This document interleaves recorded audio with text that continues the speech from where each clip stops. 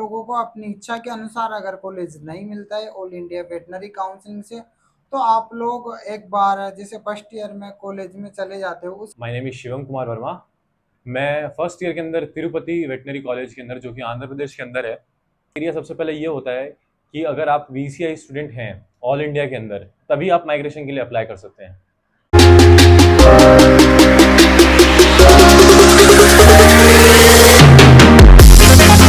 Hello guys, आप सभी का मोस्ट वेलकम है मेरे यूट्यूब चैनल पर वेट डी आर ताजी की ओर से। ओके, एंड आज का अपना वीडियो बहुत इंपॉर्टेंट टॉपिक पर जो लगभग बहुत सारे स्टूडेंटों के मेजर प्रॉब्लम होते हैं ऑल इंडिया वेटनरी स्टूडेंटों की, ठीक है, फर्स्ट ईयर में।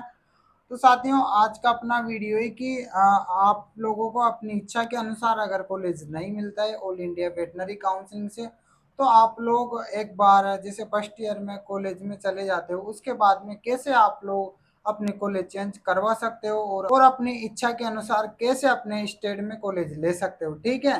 इसके बारे में पूरा डिटेल से मेरा जूनियर है शिवम वर्मा, जो खुद माइग्रेशन करवा के आए तिरुपति से, तो ये पूरा समझाएंगे आपको डिटेल से। मोस्ट वेलकम है शिवम भाई, आप बताओ मेरे व्यूवर्स को अच्छे से पूरा डिटेल से कि आप लोगों ने क्या क्या प्रोसेस किया था और कैसे आप लोग राजवास यूनिवर्सिटी में आए तिरुपति से, ठीक है। Thank you so okay, much start. Boss. Thank you so much boss. मैं first of all, hi everyone, my name is Shivam Kumar Verma. मैं फर्स्ट ईयर के अंदर तिरुपति वेटनरी कॉलेज के अंदर, जो कि आंध्र प्रदेश के अंदर है, चेन्नई बॉर्डर, वो तमिलनाडु बॉर्डर जो है उसके पास में से है। आपको पता होना चाहिए कि फर्स्ट ईयर जो रहता है, आप अगर किसी दूसरे कॉलेज के अंदर जाते हैं इंडिया के अंदर अपने स्टेट के अलावा ऑल इंडिया कोटा से वीसीआई के थ्रू, तो आप नीट के थ्रू ही जा सकते हैं। तो इसका क्राइटेरिया सबसे पहले ये होता है कि अगर आप वीसीआई स्टूडेंट हैं ऑल इंडिया के अंदर, तभी आप माइग्रेशन के लिए अप्लाई कर सकते हैं। और माइग्रेशन के लिए अगर आपको अप्लाई करना है तो उसके कुछ बेसिक पॉइंट्स हैं। पहले तो आपको पता होना चाहिए कि आपको ज़रूरत है क्या माइग्रेशन की। अगर आपको वहाँ की फूड प्रॉब्लम से कोई दिक्कत नहीं है, अगर आपको फूड अच्छा मिल रहा है, आपकी एजुकेशन में आपको कोई प्रॉब्लम नहीं आ रही, कोई लैंग्वेज प्रॉब्लम नहीं आ रही आपको, आपको क्लाइमेट वहाँ का बहुत सूट कर रहा है, तो मैं आपको बोलूँगा कि आप बिल्कुल माइग्रेशन लेने की आपको कोई ज़रूरत नहीं है। आपको एक्सप्लोर करना चाहिए अदर स्टेट्स को भी इंडिया के। तो आपकी एक लाइफ के अंदर ये बहुत ही अच्छा, आप कह सकते हैं कि एक बहुत ही अच्छा ईयर रह सकता है आपके पूरे कॉलेज का, कि आप पूरे इंडिया के अदर स्टेट्स के अंदर भी आप एक्सप्लोर कर सकते हैं उसको। तो आपको कोई ज़रूरत नहीं है माइग्रेशन लेने की उस चीज़ के अंदर, मैं बिल्कुल उसके लिए आपको प्रेफर नहीं करूँगा। पर जहाँ तक मुझे प्रॉब्लम थी, मुझे वहाँ के फूड की थोड़ी प्रॉब्लम थी, लैंग्वेज की भी थोड़ी आगे जाके प्रॉब्लम हो रही थी, तो इसलिए मैंने माइग्रेशन के लिए अप्लाई किया। हेल्थ इशू भी एक इशू था फैमिली के अंदर, तो मैंने माइग्रेशन के लिए वो रीजंस के लिए अप्लाई किया था। मैं अभी राजवास के अंदर हूँ। फर्स्ट ईयर मेरा तिरुपति वेटनरी कॉलेज के अंदर था। अब वहाँ से माइग्रेशन अगर आपको कराना है, तो आपको कुछ बेसिक पॉइंट्स जो रहते हैं उसके, जैसे कि क्राइटेरिया रहते हैं, वो आपको पता होना चाहिए। फर्स्ट, तो आपके पास एक वैलिड रीज़न होना चाहिए।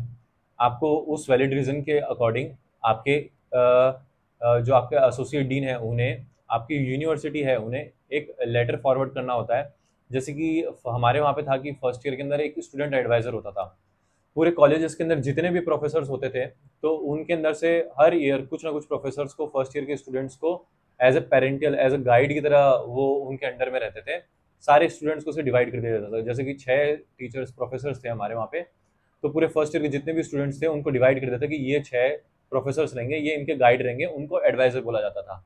तो उन एडवाइजर्स के थ्रू एक लेटर होके जाता था एसोसिएट डीन मैडम को। एसोसिएट डीन मैडम या सर जो भी आपके कॉलेज में है, उन्हें जाता था, और फिर वो उसे अप्रूव करके वो यूनिवर्सिटी भेजते थे। मेरा कॉलेज यूनिवर्सिटी कैंपस के अंदर ही था, यूनिवर्सिटी तिरुपति के अंदर ही है, आंध्र प्रदेश की वेटनरी की। तो वहीं के वहीं वो तुरंत पता चल गया था मुझे भी कि हाँ, वो वहाँ पहुँच गया। तो ये एक प्रोसेस होता है कि आपके पास एक वैलिड रीजन होना चाहिए और वैलिड सही। रीजन के बारे में थोड़ा सा बताओ हाँ। स्टूडेंटों को ताकि उनको पता चले कि किस प्रकार का वैलिड रीजन। वैलिड रीज़न, जैसे कि आपको कोई हेल्थ का इशू है, आपको खाने की प्रॉब्लम है, या फिर आपके कोई मेडिकल सर्टिफिकेट से आपको कोई पहले से कोई हेल्थ कंडीशन है आपके पास, या फिर यहाँ आपको आपके कॉलेज में आने के बाद वो हेल्थ कंडीशन चालू हो गई, कोई इन्वायरमेंट आपको सूट नहीं हो रहा उसके कारण। और भी कंडीशंस हो सकती हैं, जैसे कि आपकी फैमिली के अंदर कोई हेल्थ इशू है, आपको वहाँ पे रहना बहुत ज़रूरी है। सो आपके लिए वो बेसिसिटी हो जाती है आपके लिए कि आपको वहाँ पे रहना ही पड़ेगा। ओके, अब इसके बाद में और उसके बाद आपके पास दूसरा रीज़न आता है कि आपको कब अप्लाई करना है ये सब के लिए। ये एप्लीकेशंस आपको कब लिख के देनी है। ये एप्लीकेशन आपको लिख के देनी है आपका जो थर्ड इंटरनल हो जाता है, उसके बाद थर्ड इंटरनल के बाद आप तुरंत ही वो एप्लीकेशन लिखिए और जितनी जल्दी हो सके वो आप अपनी यूनिवर्सिटी में सबमिट करा दीजिए। क्योंकि आपका जैसे ये एक्सटर्नल होगा, एक्सटर्नल मतलब फाइनल एग्जाम, फर्स्ट ईयर के फाइनल एग्जाम के बाद आपकी जो एनओसी रहती है, जो आपको आपका कॉलेज देता है माइग्रेशन के लिए, वो आपको अप्रूव हो जाती है अगर आप उसे टाइम से अप्लाई करते हो, क्योंकि इसका ड्यूरेशन सिर्फ 1 महीने का होता है। आप सिर्फ 1 मंथ के अंदर ही आपके एक्सटर्नल के बाद अप्लाई कर सकते हैं। तो कंपटीशन को अवॉइड करने के लिए मैं आपको प्रेफर करूंगा कि आप अपने थर्ड इंटरनल होने के तुरंत बाद आप अपना एप्लीकेशन दे दे। मैंने इस स्टेप के अंदर गलती करी थी, मेरा बहुत लेट हुआ था एप्लीकेशन, इसलिए मुझे लास्ट मोमेंट पे बाय गॉड ग्रेस मुझे मिल गया था एनओसी अपने कॉलेज की तरफ से। तो आपका ये एप्लीकेशन देने के बाद आपका कॉलेज अगर आप पास होते हैं फर्स्ट ईयर के अंदर, तो आपको वो एनओसी दे देता है, नो ऑब्जेक्शन सर्टिफिकेट माइग्रेशन के लिए। अब आपको एनओसी मिल जाता है तो आपकी 50% प्रॉब्लम्स यहाँ सॉल्व हो गई। अब वो एनओसी मिल जाता है आपको, एनओसी मिलने के बाद आपको अप्लाई करने का अब रहता है क्राइटेरिया आपके पास, आपको कौन से कॉलेजेस में अप्लाई करना है। आप ऑल इंडिया के अंदर कहीं पे भी किसी भी कॉलेज में अप्लाई कर सकते हैं, बट उसका एक बेसिक पॉइंट होता है कि आपका जो सेशन होगा उसके बीच में गैप नहीं होना चाहिए। जिस भी कॉलेज में आप अप्लाई करेंगे उस कॉलेज का सेशन आपके कॉलेज के सेशन से या तो बराबर होना चाहिए या फिर पीछे होना चाहिए। और कॉलेज सेशन स्टार्ट होने के 1 महीने के अंदर अंदर या उससे पहले पहले ही आपको कंप्लीट कराना रहेगा। अगर 1 महीने ऑलरेडी हो चुका है उस कॉलेज का जहाँ पर आप अप्लाई कर रहे हैं, तो वो आपका एप्लीकेशन रिजेक्ट हो जाएगा अंडर द वीसीआई गाइडलाइंस। मैंने भी गढ़वासू के अंदर, हिसार के अंदर, पंतनगर, जम्मू कश्मीर के कॉलेज के अंदर, उत्तराखंड के कॉलेजेस के अंदर, हिमाचल प्रदेश के कॉलेजेस में, महाराष्ट्र के कॉलेजेस के अंदर और भी कुछ कॉलेजेस में अप्लाई किए थे मैंने। तो वहाँ पर इस रीज़न के कारण ही मेरा एप्लीकेशन रिजेक्ट हुआ था, एक्सेप्ट हिसार। हिसार के अंदर भी अलग क्राइटेरिया था, उसके कारण मेरा बाकी कॉलेजेस में रिजेक्ट हो गया था। मध्य प्रदेश के कॉलेजेस के अंदर आपका सेशन बराबर चलता है, हिमाचल प्रदेश के अंदर भी बराबर चलता है। तो आपको याद रखना था कि मतलब आपका कौन सा सेशन बराबर चल रहा है। मैं अपने कॉलेजेस के अकॉर्डिंग बता रहा हूँ, जैसे कि मेरे तिरुपति के बराबर चल रहा था, हिमाचल प्रदेश का कॉलेज और मध्य प्रदेश का कॉलेज आसपास ही थे, बस यही प्रॉब्लम था। इसके कारण थोड़ा एप्लीकेशन में प्रॉब्लम आती है, तो आपको ये ध्यान रखना है। उसके बाद अगर आपका एप्लीकेशन आपने उस कॉलेज में फॉरवर्ड कर दिया है, कॉलेज में फॉरवर्ड किसको करना है, किस अथॉरिटी को आपने अपना एनओसी सर्टिफिकेट फॉरवर्ड करना है। हालांकि आप ध्यान रखिएगा, जब आपको आपके कॉलेजेस से एनओसी मिल जाती है तो एनओसी के साथ साथ आपको अपनी 10th-12th की मार्कशीट, वो सारे डॉक्यूमेंट्स जो आपने एडमिशन लेते टाइम फर्स्ट ईयर में जमा कराए थे उसकी एक फोटोकॉपी वो भेजनी रहती है। और आपका जो फर्स्ट ईयर का रिजल्ट होता है, फर्स्ट ईयर में आप पास हो जाते हैं तो वो भी भेजना रहता है। याद रखिएगा, अगर आपका फर्स्ट ईयर का रिजल्ट आ जाता है तभी उसके बाद आप अपने एप्लीकेशंस भेजें। पर एनओसी के लिए आप पहले अप्लाई कर दें ताकि आपके पास एक एनओसी आ जाए, कंपटीशन को अवॉइड करके आपके पास एनओसी आ जाए तो आपकी एनओसी वो वैलिड रहती है, उसमें कोई गैप नहीं, मतलब कोई ऐसा लेंथ का टाइम का ड्यूरेशन नहीं रहता कि इतने मंथ तक वैलिड है। आप किसी भी कॉलेज में फिर अप्लाई कर सकते हैं, पर आपके पास आपकी फर्स्ट ईयर की मार्कशीट होनी चाहिए, आप उसमें पास होने चाहिए। और सबसे इम्पॉर्टेंट पॉइंट इसके अंदर कि आपका पास होने के बाद मान लीजिए जब आपकी ग्रेड है 5, 6, 7 ऐसे आ रही है, तो आपके चांसेस ऑलरेडी बहुत कम हो जाते हैं माइग्रेशन के लिए। क्योंकि माइग्रेशन के लिए रूल ये है वीसीआई का कि मेरिट लिस्ट के बेसिस पे होता है। मेरिट लिस्ट डिसाइड होती है आपकी सीजीपीए, जो आपकी ग्रेड पॉइंट बनते हैं फर्स्ट ईयर के अंदर, उसके बेसिस पे। अगर आपके ग्रेड पॉइंट 8 है तो मैं बोलूँगा बहुत अच्छे हैं, 8 से अबव हैं तो बहुत ही शानदार हैं। आप अगर कोशिश करिए कि आप अपने फर्स्ट ईयर के ना अपने ग्रेड्स अच्छे ला सके। एनाटमी का वेटेज है, आपको पता ही कौन सा सब्जेक्ट कितना क्या पढ़ना रहता है, आप उसके अकॉर्डिंग अपना प्रिपरेशन तैयारी रखिए एकदम। और 8 से ऊपर मैं बोलूँगा आप ट्राई कीजिए कि अपना ग्रेड पॉइंट बने।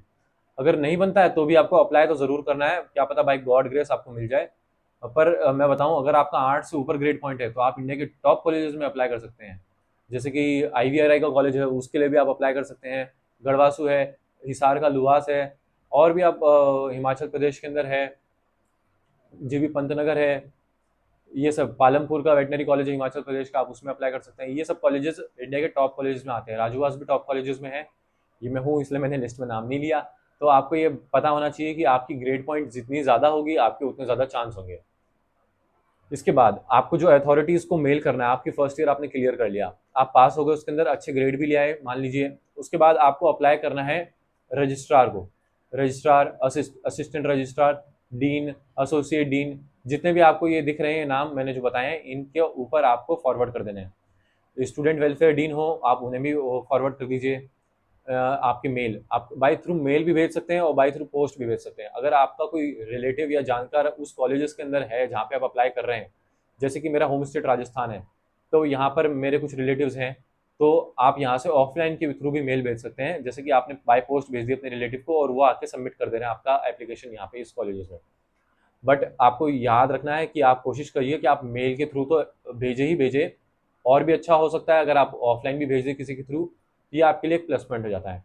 और टाइम टू टाइम आपको जानकारी देनी रहती है यहाँ पे कि आपने किस अथॉरिटी से बात करनी है, उनसे अपडेट लेना रहना है, सर क्या एप्लीकेशन मेरा फॉरवर्ड हुआ, सर उसका क्या रिजल्ट आ सकता है, कब तक आ सकता है, क्योंकि आपको अपने सेशन पे भी फोकस करना है। मान लीजिए आपका ट्रांसफर नहीं होता, तो आप इसके चक्कर में अपना वहाँ का तिरुपति जैसे मेरा कॉलेज था, मेरा बहुत टाइम बर्बाद हुआ था, 1 मंथ का वहाँ पे माइग्रेशन के थ्रू अप्लाई करने में, ये सब डेली बात करने में, ये सब में, और वहाँ सीनियर से बात करने में, अलग अलग कॉलेजेस में अपने कॉन्टैक्ट्स निकालने में, इसमें बहुत टाइम वेस्ट होता है। तो इसलिए आप डेली डे बाय डे आप अपडेट लेते रहिए। और मेरे से पहले वहाँ पे कोई उतना था नहीं जो मुझे बता सके अब क्या था इसका माइग्रेशन का प्रोसेस, तो इसमें ऑलरेडी बहुत टाइम जाता है, क्योंकि आपको बहुत सारे कॉलेजेस को तो आपको डेट ही नहीं पता होता कि आपका सेशन कब चालू हो रहा है। आपको उनके उस कॉलेज में कांटेक्ट निकालने में बहुत टाइम लग जाते हैं। आप ऑनलाइन इंस्टाग्राम पे ढूंढ सकते हैं और भी बात कर सकते हैं, पर उसमें बहुत टाइम लगता है, लेंथी प्रोसेस होता है बहुत ये बात करने में। और कोई देखिए आपके लिए कोई इतनी मेहनत करेगा नहीं अपना कॉलेज अपना सेशन छोड़ के, तो आपको अपना काम खुद ही करना रहता है। जैसे कि सबसे अच्छा मेरे लिए चांस होता है हिमाचल प्रदेश का कॉलेज। हिमाचल प्रदेश का कॉलेज का सेशन साथ साथ चल रहा था, बट मुझे पता नहीं था कि उसकी डेट ऑलरेडी निकल गई है। मतलब मैं कुछ दिन के लिए लेट हुआ था, मेरे हाथ में जैसे एनओसी आई उसके 1-2 दिन बाद ही उसका वो टाइम खत्म हो गया था अप्लाई करने का। तो आपको भी ये बात ध्यान रखना है कि आपको पता होना चाहिए कि उस कॉलेज में सेशन कहाँ चल रहा है, किस हिसाब से चल रहा है, कब खत्म होगा, कब चालू होगा, फर्स्ट ईयर का खत्म कब हो रहा है, सेकंड ईयर का चालू कब हो रहा है, इस हिसाब से आपको अप्लाई करना है। मेन तो जीपी के बेसिस पे होता है। और भी कुछ प्रोसेस होते हैं जिसके थ्रू आप कोशिश कर सकते हैं कि आपकी कुछ जानकारी हो कॉलेज के अंदर कुछ, तो आपको और अच्छे रिजल्ट्स मिल सकते हैं। तो आप मोटा मोटी ये बात समझ सकते हैं। इतना ही मैं कहना चाहूँगा। बाकी अगर किसी के कुछ क्वेश्चंस हैं तो मेरी इंस्टाग्राम आईडी है shivam.verma.future, वो सर डिस्क्रिप्शन में दे देंगे। आप उसके थ्रू मेरे को कांटेक्ट करके कुछ पर्सनल क्वेश्चंस हो आपके, वो आप पूछ सकते हैं। और गाइज अभी वीडियो स्किप नहीं करना है आपको, क्योंकि मैं जो आप सभी के इम्पोर्टेंट्स डाउट है, इम्पोर्टेंट क्वेश्चंस है, वो मैं शिवम भाई से पूछ रहा हूँ। ओके, और आप लोग भी जरूर सुने उन क्वेश्चंस को। और एक चीज मैं आपसे पूछना चाहता हूँ शिवम जी सर। की, जो फोरम होता है इसका माइग्रेशन का, वो कहाँ पे मिलेगा स्टूडेंट को? इसका कोई मैं बताता हूँ, इसका कोई फॉर्म नहीं होता सर। इसके लिए आपको बस वो एप्लीकेशन लिख के अपने एसोसिएट डीन हाँ, मैडम या जो भी एडवाइजर के थ्रू, टीचर्स के थ्रू वहाँ पे बात करिए क्या वहाँ पे क्या प्रोसेस है। इस मेरे कॉलेज में जहाँ तक यही प्रोसेस होता है, एडवाइजर के थ्रू होके जाता है एसोसिएट डीन मैडम को, वो साइन कर देती है और फिर वो अपनी यूनिवर्सिटी में जाता है, जो आपका पूरी यूनिवर्सिटी का डीन होता है, हाँ, हाँ। वो सब रजिस्ट्रार होते हैं, उनके पास जाता है, फिर वो प्रोसेस करते हैं उसकी आपको एनओसी देने के लिए। मतलब प्रोसेस जो भी आपकी यूनिवर्सिटी होगी वो करेगी, हाँ ठीक है। जी। इसका मतलब अपने को कोई ऑनलाइन या ऑफलाइन फॉर्म नहीं मिलेगा, नहीं, कोई ठीक है। Online offline. इसका ओनली फॉर अपन को खुद को एप्लीकेशन लिखना होगी कि मैं माइग्रेशन करवाना चाहता हूँ, जी सर। ठीक है। और सभी अपने को जो भी हम्म, अपने डॉक्यूमेंट्स रिक्वायरमेंट होंगे वो लगाने होंगे हम्म, और यूनिवर्सिटी में अपन को सबमिट हम्म। करना होगा, ठीक है। हाँ, आपको इसके एप्लीकेशन जैसे मेरा प्रोसेस था, उसके अंदर मुझे 2 लोगों को एप्लीकेशन लिखनी थी, एक तो रजिस्ट्रार सर को और एक एसोसिएट डीन मैडम को, दोनों को अपने through proper channel through adviser के थ्रू देनी थी। तो इसके अंदर एप्लीकेशन में रजिस्ट्रार सर को भी यही लिखा और एसोसिएट डीन मैडम को भी मैंने यही लिखा कि ma'am, due to some health issues I want to migrate from this college and apply for the inter university migration. आप ले रहे हैं इंटर यूनिवर्सिटी माइग्रेशन, हर स्टेट के अंदर यूनिवर्सिटीज होती हैं, आप एक यूनिवर्सिटी से दूसरी यूनिवर्सिटी के अंदर जाएंगे तो आपको apply for inter university migration, आपका रीजन और आपके कुछ पॉइंट्स, और अगर आपके पास कोई हेल्थ सर्टिफिकेट है आपका या आपकी फैमिली मेंबर का किसी को जो आपकी जरूरत है, जिस रीजन के कारण आप माइग्रेशन लेना चाहते हैं, तो वो साथ के साथ उसकी फोटोकॉपी एक अटैच होनी चाहिए उनके मतलब साथ। सॉलिड रीजन अपन को हाँ, देना पड़ेगा। बिल्कुल, वो सॉलिड रीजन बिल्कुल के बाद ही सॉलिड होगा। रीजन अपने पास में होना चाहिए, नहीं तो वैसे हम्म, यूनिवर्सिटी अपन को सपोर्ट नहीं करेगी, बिल्कुल। ठीक है। तो जो भी अपने जो भी रीजन है एक्स हम्म, वाई जेड, वो एकदम सॉलिड होना चाहिए अपने हम्म, पास, ठीक है, वो प्रूफ के साथ में। हाँ, और मैं तेरे से ये चीज और कंसल्ट करना चाहता हूँ कि जैसे आपको जो भी कॉलेज मिला है X Y Z all India counselling से, ठीक है, तो उसके बाद में अपन माइग्रेशन किसी भी कॉलेज में करवा सकते हैं, एक्स वाई जेड किसी भी हाँ। यूनिवर्सिटी में। जब ऐसा आपको कोई फिक्स थोड़ी है कि हम्म, अपने स्टेट में जिस स्टेट से अपन बिलोंग करते हैं उसी में करवाएं। नहीं सर, ये वीसीआई की गाइडलाइंस के थ्रू आता है। जब आपको एनओसी आपका कॉलेज देता है, हम्म। तो उस एनओसी के अंदर बकायदा ये लिखा हुआ रहता है कि we have the college has the university has no problem if the candidate applies in the any VCI approved college। तो इसके अंदर कोई सा भी VCI अप्रूव्ड कॉलेज हो जो VCI के अंडर आता हो, आप उसके अंदर अप्लाई कर सकते हैं। इसके अंदर आपका कॉलेज को कोई इशू नहीं होता। आप किसी भी पूरे इंडिया के अंदर जितने भी VCI रिकॉग्नाइज्ड कॉलेजेस हैं, आप उनके अंदर अप्लाई कर सकते हैं। और ऐसा जरूर थोड़ी होता है कि अपन जैसे ओनली फॉर वन कॉलेज में अप्लाई करें, किसी में भी कर सकते हैं हाँ, एक्स किसी के अंदर मैंने बहुत सारे, मतलब ओवरऑल मैंने कुछ अराउंड 10 कॉलेज, 10 यूनिवर्सिटी के अंदर, 10 स्टेट्स के अंदर मैंने अप्लाई किया था इसके लिए। पूरी मेरी आधी कॉपी भर गई थी एप्लीकेशंस लिख लिख के, इतने सारे, तो बहुत टाइम वेस्ट होता है। तो मैं आपको कहूँगा कि आप जितना हो सके, आपको जो पसंद है आप उसके अंदर ही अप्लाई करें। मुझे पता नहीं था मुझे कहाँ मिलेगा, इसलिए मैंने अप्लाई किया था। बट आपको जो होंगे, आप अपने थ्रू, जो मैंने वीडियो के अंदर आपको बताया है, आपको एक आइडिया हो जाएगा कि क्या क्या रहेगा। जैसे कि इसके अंदर होता है कि सिर्फ 5% सीट्स जो होती हैं उसके अंदर आप माइग्रेशन के लिए अप्लाई कर सकते हो। उनके अंदर ही माइग्रेशन होता है 5%। किसी भी कॉलेज के अंदर जो सीट है, जैसे कि 80 सीट है, तो उसके अंदर जो 5% होता है तो 4 सीट आती है। तो उन 4 सीट के अंदर ही 4 पर्सन्स का, 4 कैंडिडेट्स का ही माइग्रेशन होगा दूसरे कॉलेजेस से। ये एक क्राइटेरिया एक फिक्स्ड रहता है कि इतने ही स्टूडेंट्स का होता है। ये थोड़ा ऊपर नीचे हो सकता है, क्योंकि वीसीआई की गाइडलाइन एक और कहती है कि जो कमेटी बनती है माइग्रेशन के लिए अप्रूवल के लिए, जैसे कि आप किसी भी कॉलेज में अप्लाई करते हैं तो माइग्रेशन के अप्रूवल के लिए कमेटी बनाई जाती है, वो डिसाइड करती है क्या माइग्रेशन होगा। तो वो थोड़े चेंजेस कर सकती है, क्योंकि वीसीआई ने उनको पावर दे रखी है वो।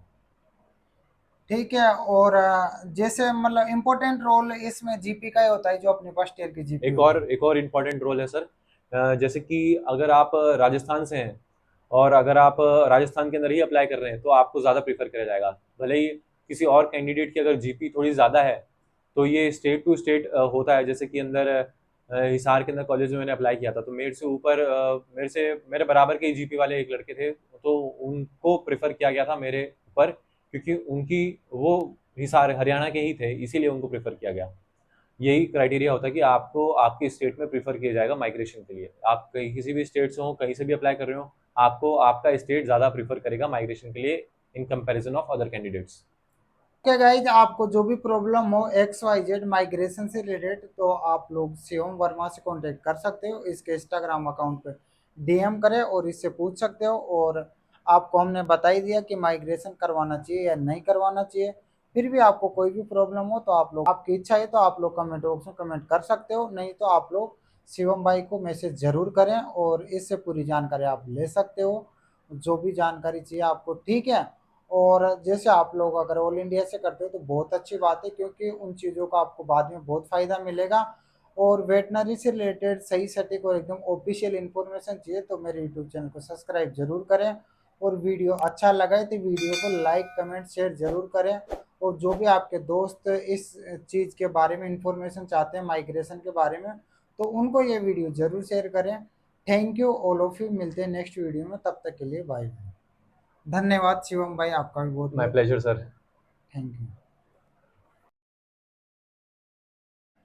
गाइज, आपको ये इंपॉर्टेंट पॉइंट्स दिखाई दे रहे हैं स्क्रीन पे, इन सभी के वीडियो ऑलरेडी मेरे यूट्यूब चैनल पे अपलोडेड है। आप जाओ प्लेलिस्ट में और देखो। Thank you.